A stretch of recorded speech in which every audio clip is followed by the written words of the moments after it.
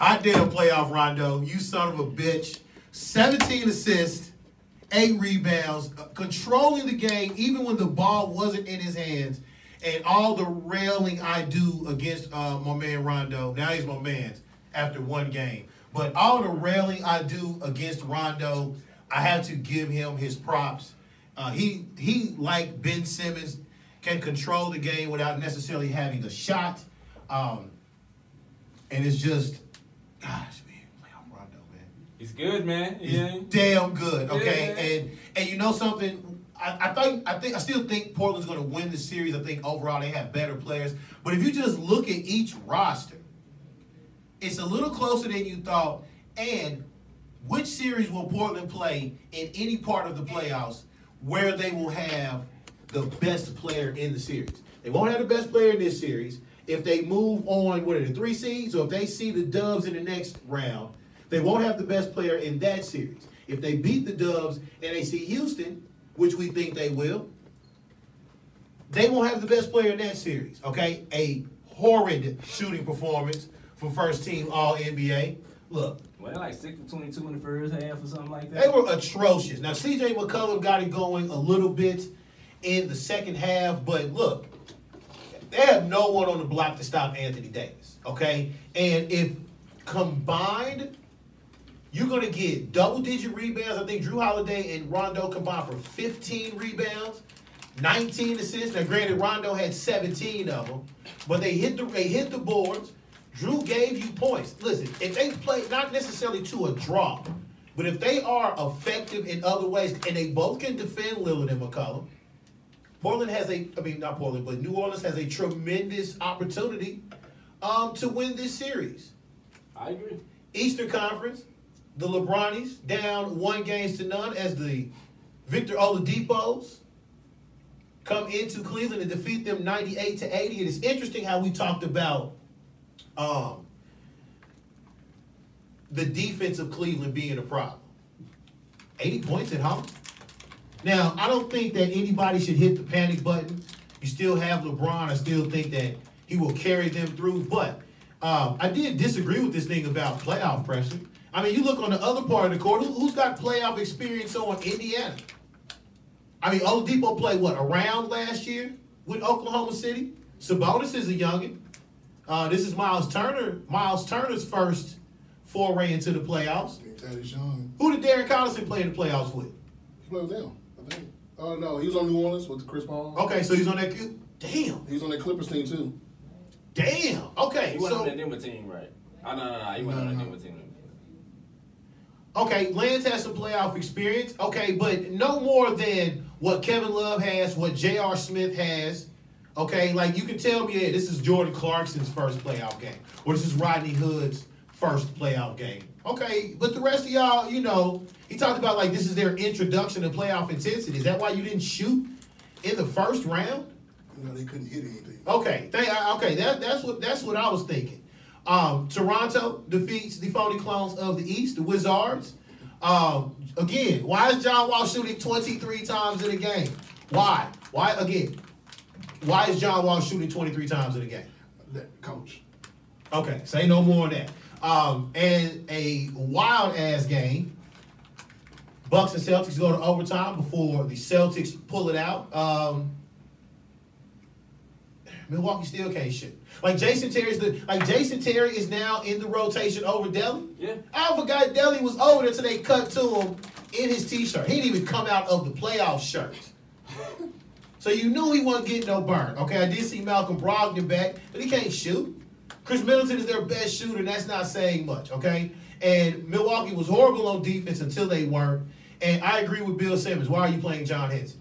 He provides nothing in this series for you, okay? Just go small, put Giannis at the center, and then work everything off of that, okay?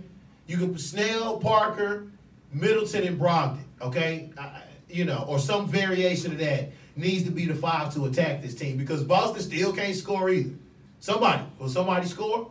I mean, Rozier did his thing, Oh, of course, my man Rozier did his thing. Always delivers, but ooh-wee. Yeah, I mean, consistently, I don't know if that's going to hold up consistently, but look who they playing against. So yeah, that was the first weekend of the playoffs. Chris, what did you see? What did you like? Are any of your any of your series predictions altered by what happened this weekend? I think the Utah thing is kind of interesting because they can't score or shoot. Rubio is, from what I understand, is practicing on his shooting. Donovan Mitchell did his part, but they need another guy that can score like consistently. Paul George showed up, but my concern is this: he has a hip contusion now, so I don't know. Yeah. I don't know the status of that. He may not even be. He says he's not missing any playoff games, but hips is another issue. Other than that, I mean, Ben Simmons, y'all, this is probably gonna be his coming out party. You know, it's a narrative that gets floated around a lot, but man, you're gonna find out who Ben Simmons is now. And when he's in your life for 7 games, a 7 foot that can dribble, do everything besides shooting, he doesn't have to shoot because he can create for others. This team, man, is literally one dead 3-ball shooter away, like Redick, another one, from really being a serious problem. I mean, they didn't even have Embiid, so that's the thing that you're gonna have to really understand. That, like, man, wait till they get full throttle with that, and they're a matchup problem for anybody. I just, Brett Brown is his first year in the playoffs, so I just wonder him as a coach what's gonna happen if they need to win this game, go 2-0. I think they need to do that. Once they establish that, they'll be okay. The Cleveland deal is really interesting because they can't shoot. And when Jeff Green's out there clanking as usual, and then you get like JR and his worst, they don't have any scoring.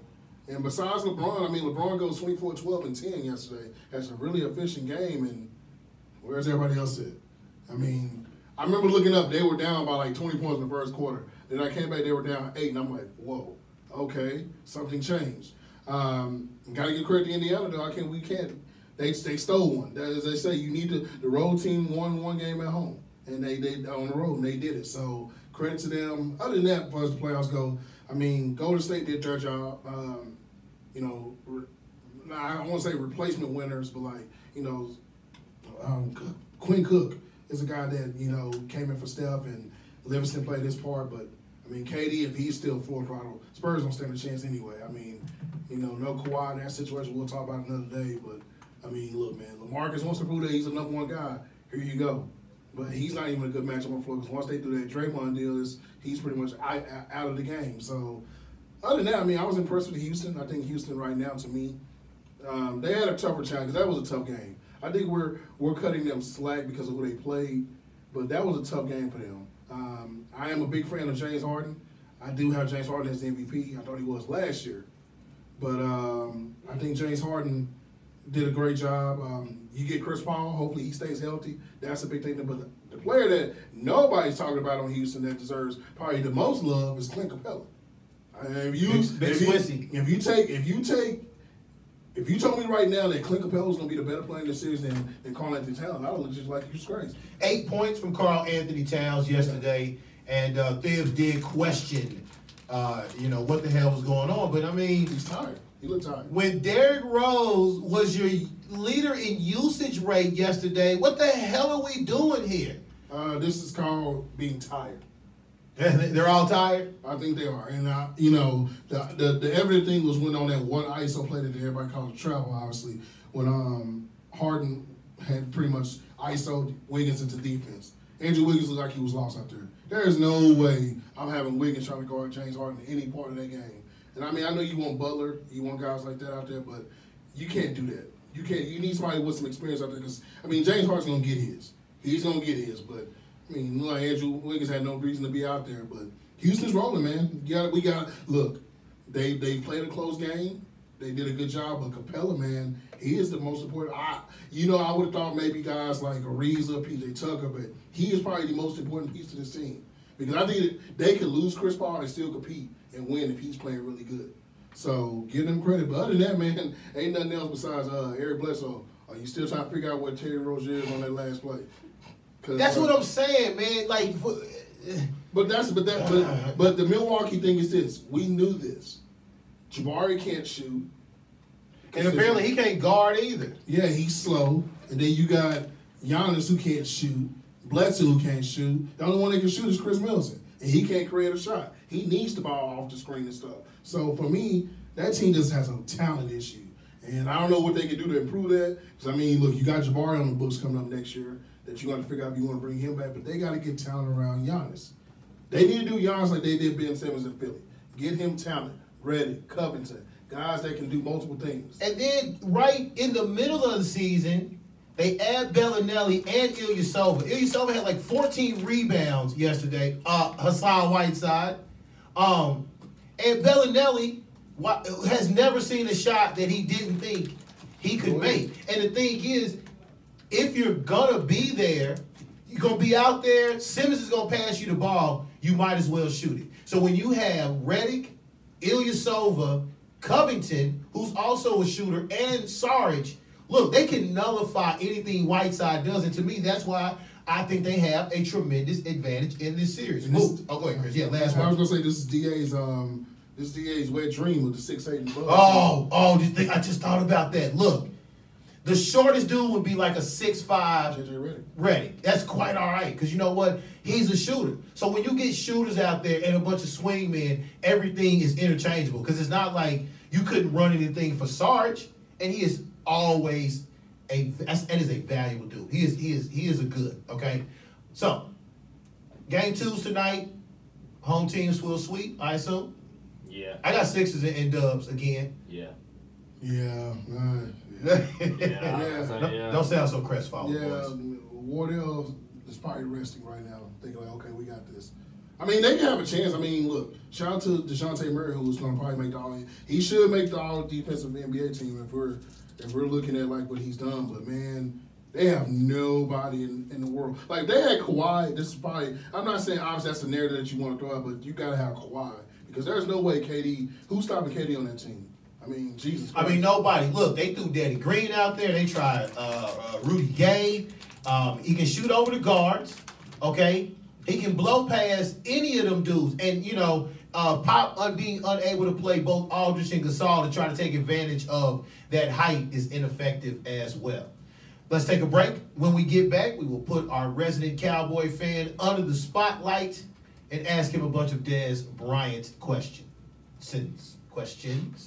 Mo Sports Talk on theafterparty.com. Uh-oh. Ooh. Oh, shit.